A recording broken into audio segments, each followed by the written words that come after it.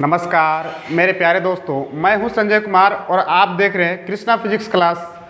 प्यारे दोस्तों, आज जो हम लोग सीखने वाले हैं द्विघात समीकरण में जो x का मान निकालते हैं, जो गुणनखंड करते हैं आप लंबे लंबे विधि से, लंबे तरीके से, वही चीज़ आज हम शॉर्ट में सीखने वाले हैं इस मात्र 2 से 3 मिनट के वीडियो में। और आपको बहुत अच्छा सा आपको सीख के लगेगा कि आप क्या ही सीख गए आज और आपको कितना ही मज़ा आने वाला है। तो चलिए, अगर हम आपको बता दें, वीडियो शुरुआत करते हैं, लेकिन शुरुआत करने से पहले एक बार बता दें, अगर आप पैरामेडिकल और पॉलिटेक्निक या ITI इस तरह के कोई भी प्रवेश परीक्षा की अगर आप तैयारी कर रहे हैं तो आप हमारे यहाँ से जुड़ सकते हैं ऑनलाइन और ऑफलाइन तरीके से।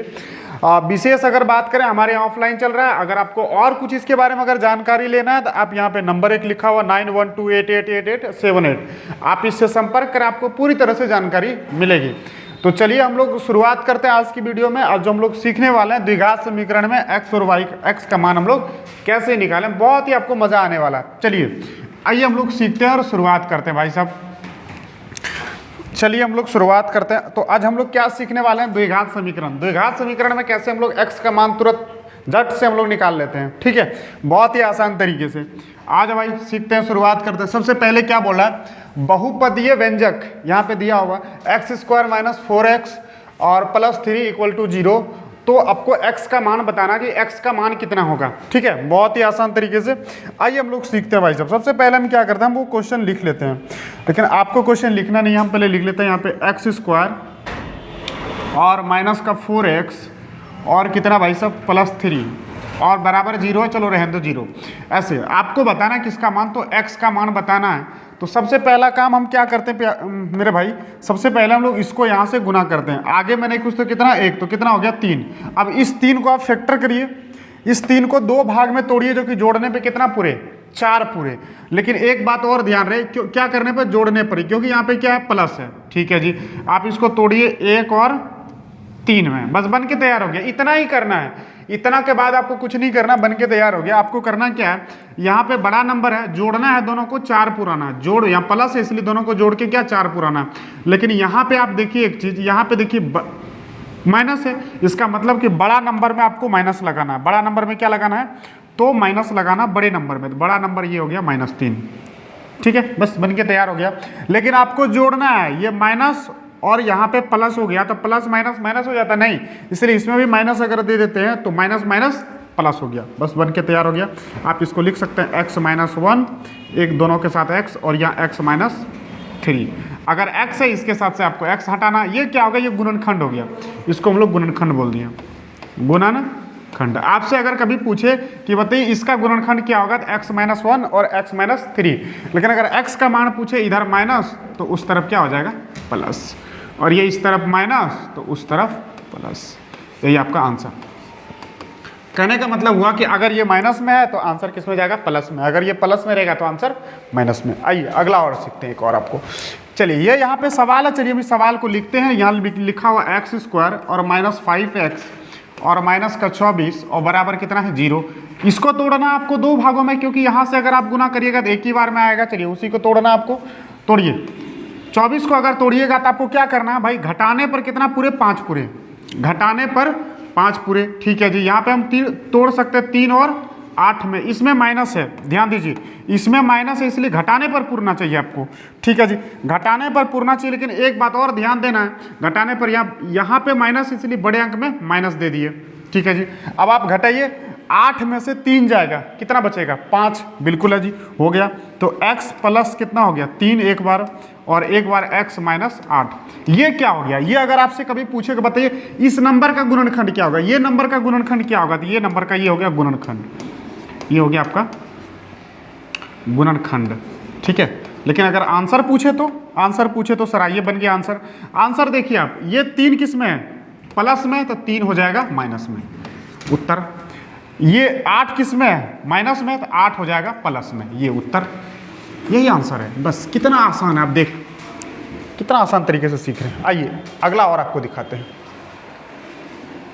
अगला और देखिए, यहाँ पे ये सवाल लिखा हुआ x² - 8x और प्लस कितना हो गया 12। आगे से आप जैसे गुना करिए, आगे से यहाँ से गुना करिएगा तो 12 का 12 ही होता है, ठीक है जी।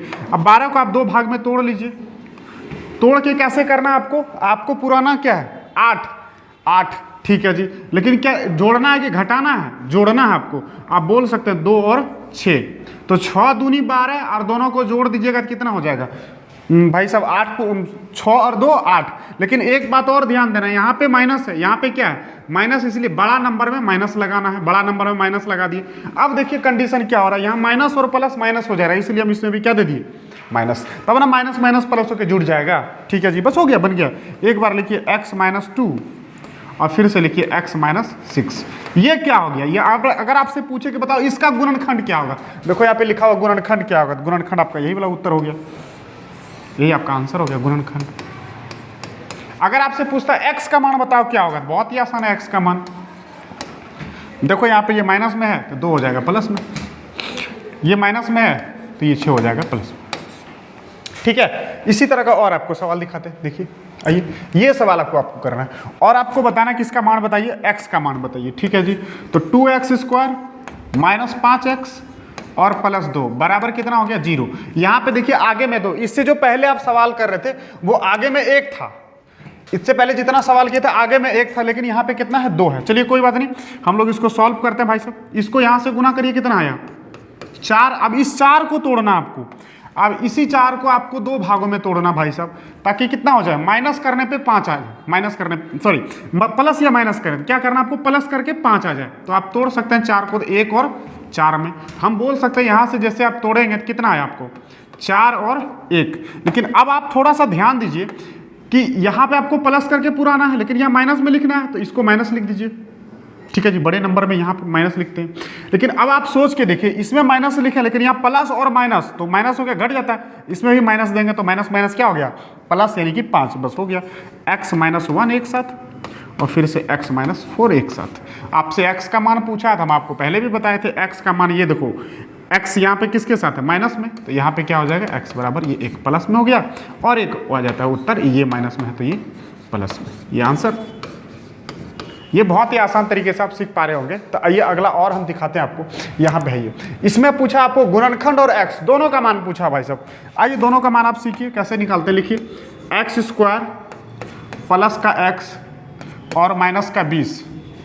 चलिए आप इसको तोड़िए बहुत आसान तरीके से। कितना में तोड़िएगा? 4 और 5 में।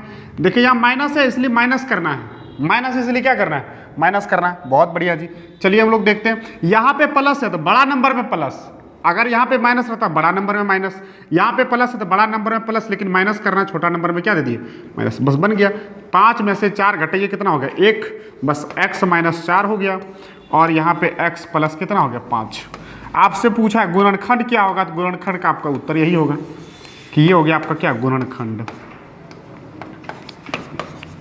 ये क्या हो गया भाई साहब? आपका गुणनखंड। लेकिन आपसे एक बात और पूछा कि बताइए x का मान कितना होगा? x का मान क्या होगा? यहाँ 4 किस में है? उल्टा लिखना, 4 अगर माइनस में है तो 4 यहाँ प्लस में हो जाएगा, और यहाँ पे 5 किस में है? प्लस में है, तो 5 यहाँ पे माइनस में हो जाएगा। ये हो गया x का मान, आंसर।